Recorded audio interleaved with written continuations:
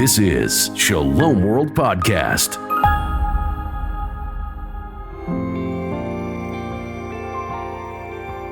Welcome to Voyage. I am your host, Francis Hogan. Welcome to our sharing on the second half of St. John's Gospel. And we have come into chapter 18, and I want to do some preparation for the events that are coming so that we will understand the drama that John actually presents to us. I've already told you that we have the world power representing Pilate, and we have the religious power representing Caiaphas and the Sanhedrin, and they're going to go into battle with each other. Both of them represent the cosmos, or the unbelieving world. Both of them are under the influence of the prince of this world in this event. And in between them stands Jesus as an innocent victim, a holy Lamb of God. And he is going to pay the price for their hatred, for their manipulation of each other, and for their destruction of each other, as well as everybody else. He's right in there in the center. So both groups are the most perfect instruments that Satan could possibly choose to cause Jesus maximum pain and maximum suffering. In fact, Jesus is going to experience hell on earth. So John approaches the Passion narrative in his own unique way, dealing with the main events that are in the synoptics. He leaves some things out. You're expecting me to say that by now, because he chooses certain things to bring out the spiritual and theological and deeper meanings of the events that we're actually looking at.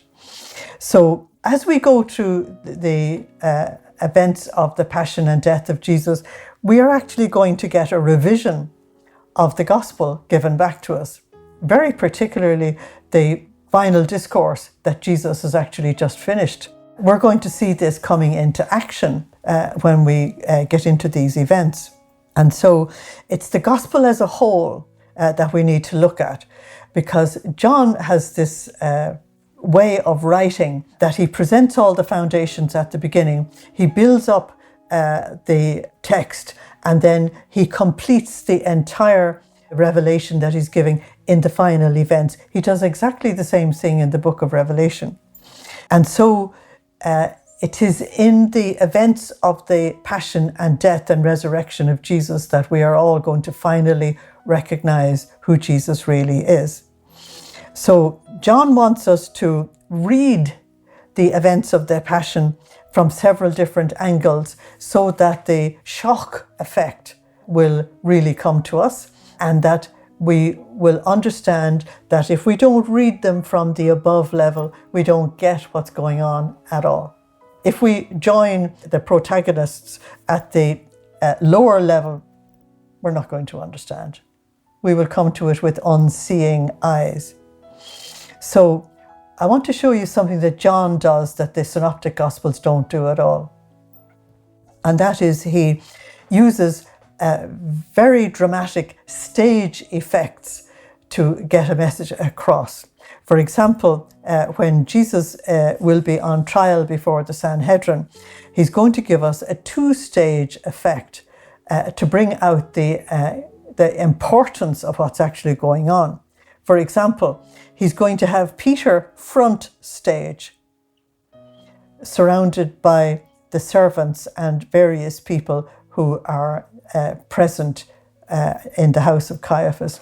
And he's going to have Jesus backstage with the chief priests and the people who are interrogating him. So just at the point where Jesus is being interrogated about his disciples and about his teaching, you have Peter in the foreground actually denying him, cursing and swearing he never knew him.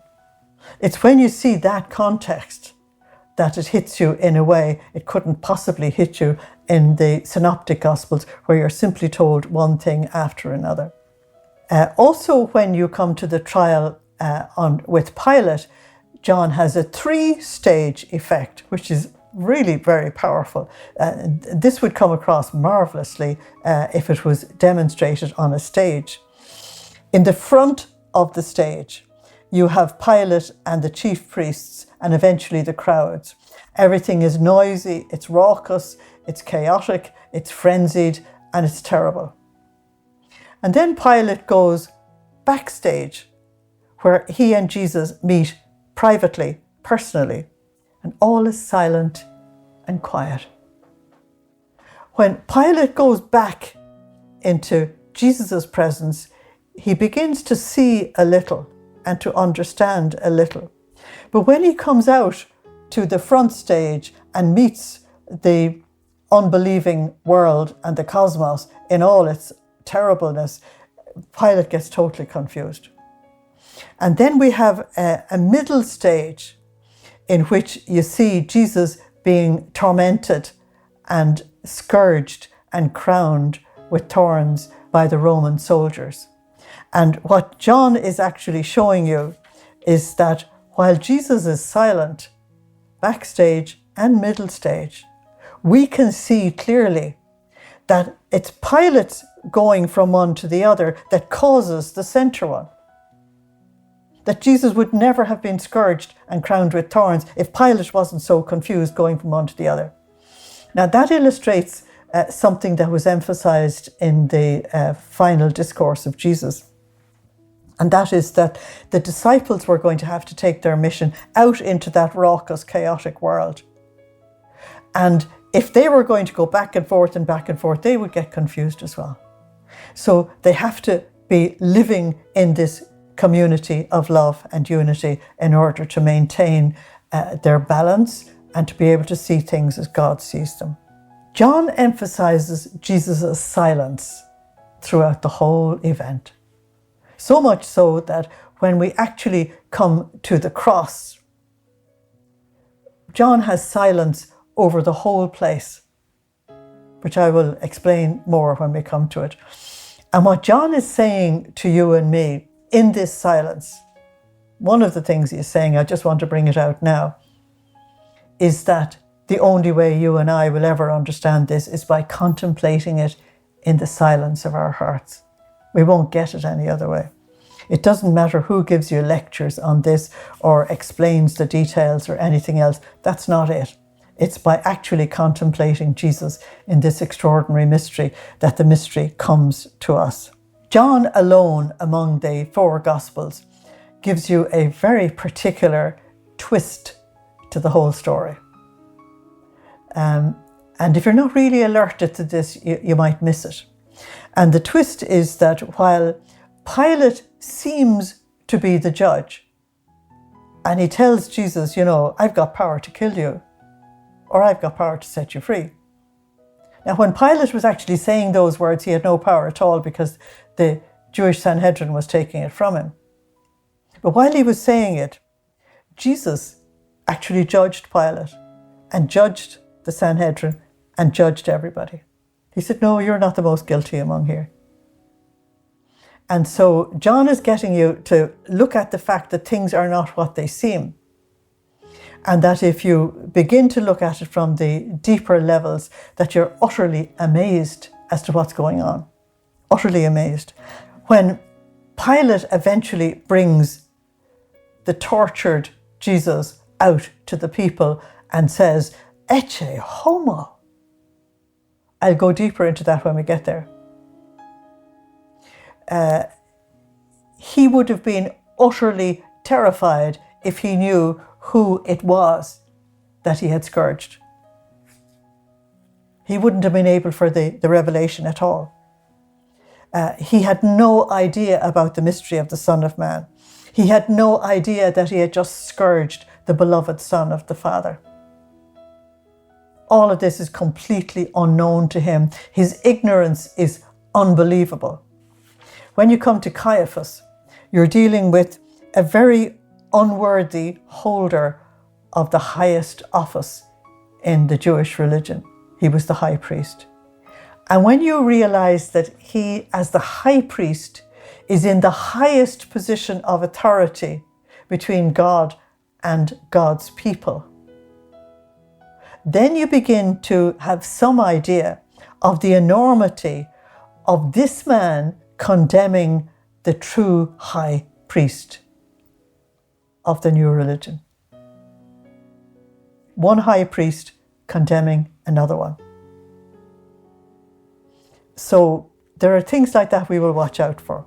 As we go through all of the events of the Passion, John is going to proclaim to us that we are dealing with the true Messianic King of the Jews, that we are dealing with the true high priest of the new covenant, that we are dealing with the true and only Lamb of God who can take away the sins of the world, that this is the final Passover, this is the definitive Passover, this is the Passover that makes all the other Passovers have grace and meaning. And John is also going to show us, and he's going to get us to try and register, that if you look at this from the outside only, that it will appear as if darkness has won the battle. It will appear as if darkness has actually extinguished the light. It will appear as if this is Satan's hour. But John is going to make it very clear to us that that is not the reality. That is not the reality at all. This is Jesus' hour, and he has told us this in chapter 2, chapter 7, chapter 8, chapter 12, and chapter 13. This is Jesus' hour. It's his time. It's his Passover. So we are alerted to the fact that we must not take things on a superficial level. Things are not what they seem, not at all. So if we have journeyed together safely through all the chapters of John's Gospel up to now, we are actually ready for Jesus to reveal himself. And he's going to reveal himself in a way that we don't expect. Because the way the world does things is you have a big drama put on a stage, you've got lights, you've got music, you've got sound, you've got people making a big fuss. That's not it. We're going to see Jesus as a true hero in these events. So we're also going to see that each one of the events fulfills the scriptures. Not only does the Gospel of John come completely alive in chapters 18, 19, and 20, but all of the scriptures do. It's really fascinating. One of the things that John is going to bring out immediately as we go into chapter 18 is that nobody can even touch the Son of Man unless he surrenders. Now, we got an inkling of that back in Luke's Gospel when the people of Nazareth tried to throw Jesus over a hill to kill him, and he just simply walked away. They couldn't do it. They didn't have the power because that was not his time. It was not the way to go. And it was not them. Nothing was right about it, so he just simply walked away. I wonder what the people of Nazareth thought about their victim simply walking through them and going away. They had to realize who he was. So until he actually surrenders into the hands of sinners, nobody can touch him. And John has already eloquently revealed to us that he will do this, but he will do it out of obedience to the Father and out of love for the human race. Now, why will he do it out of obedience to the Father? Because the Father and Jesus are one. They have the one will, they have the one love. And so it is God who wants to redeem his children, and he will pay a hell of a terrible price for children who are not even grateful, don't even care, who will not say thanks. It is really, really something amazing. So let's look at the text in John chapter 18. After he had said all of this, that is the final discourse, Jesus left with his disciples, that is the 11 faithful ones, and crossed the Kedron Valley. The Kedron Valley means the Blackwater Valley. There was a garden there, which John doesn't name, but we know it's the Garden of Gethsemane. And it's called the Garden of Gethsemane because there was an instrument in it called the Gethsemane for crushing the olives, and Lazarus, who owned the property, allowed the poor to come in and use this instrument free of charge. There was a garden there, and he went into it with his disciples. Judas the traitor knew it well, of course, because Jesus revealed to some of the mystics that it wasn't just on the Thursday night of what we call Holy Week that he prayed in the Garden of Gethsemane. He had prayed there every night, and that Judas knew that he was praying there every night. Judas knew exactly where to go. Judas knew the place well, since Jesus had often met with his disciples there. So not only during this particular week did Jesus prepare himself in prayer for this final trial of his life, but when they came to Jerusalem for the great feasts, Lazarus would allow them to use this garden. Jesus preferred to pray at night because the world would be gone silent, and the noise and the hassle and the shouting of the people would all have died down. And so he could be alone with the Father in the silence of the night. So it was his choice to pray at night. So Jesus had often prayed there with his disciples. And Judas came and he brought a cohort to this place, together with a detachment of guards sent by the chief priests and the Pharisees. So Judas arrives with a cohort of Roman soldiers. That means that the Roman authorities and the Jewish authorities operate together in this event. This is amazing. We're going to see them absolutely at loggerheads with each other as we go on. But at the beginning of this event, they're actually together. They operate together. I'll read it first just with a gentle comment, and then I'll go deeper into it. Notice there is a detachment of guards sent by the chief priests as well.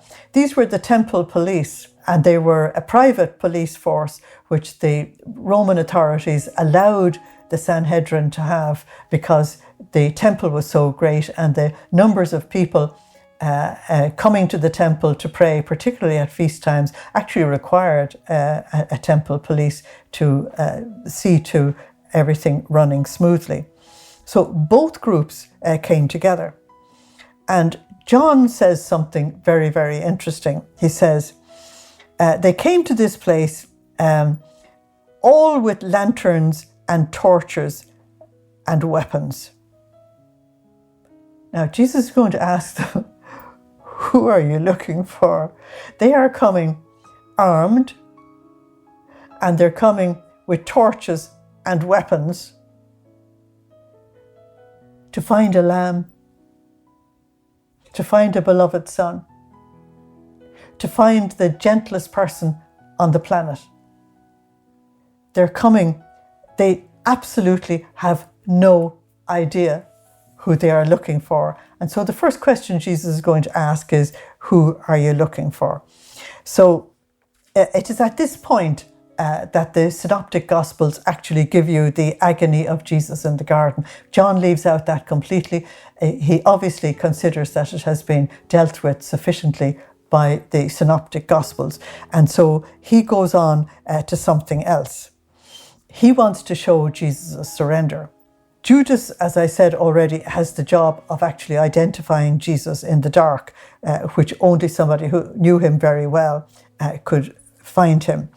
So they come, the Romans and the Jews together, the two protagonists, and they want to arrest the Lamb of God. They're coming with lanterns to arrest the light of the world. And they're coming to arrest a beloved son who will only want to do what the Father wants anyway. So here you have the blindness, the darkness, the ignorance of the cosmos. They do not see what they're looking at. They do not understand anything. So this is vintage John that we're going to be dealing with, because John wants you at this particular stage to recognize, without anybody telling you, that if you go looking for light with a lantern, there's something radically wrong. And Jesus is the light of the world. And the little lantern, of course, only shows you a tiny bit where to put your next step in the darkness of the night. So again, we go back to John chapter 1, verse 5. They are coming with their little lanterns to extinguish the light of the world. They think they can do it. Okay. Now, this is the night that Jesus warned us about in chapter 9, chapter 11, and chapter 12. A night where the prince of this world is going to take over. And Jesus said, if people are walking in the dark, they will stumble. Now, he means that physically, but John is giving it to us not just as a physical thing, but to tell us that you will stumble spiritually. You will fall spiritually. And these men fall. Okay. They stumble in this darkness because, as Jesus said back there in those chapters, they have no light to guide them. And so we enter into this great mystery, and you see already that the darkness cannot comprehend the light. The darkness can't even see the light. The unbelieving cosmos only sees a human being there. They don't even recognize him in the ordinary sense. They need somebody else to point him out. But you see that the unbelieving world are prepared to kill, even if they don't know who they're killing, or even why they're doing it. And so we will continue with this great, deep, and wonderful mystery in the following episodes. Thank you for listening. Slán agus banach dé live. Goodbye. God bless you. Thank you for joining us today. We'd like to hear what you thought of today's session. Share your feedback with us at podcast@shalomworld.org. You can motivate and support us today. shalomworld.org/donate.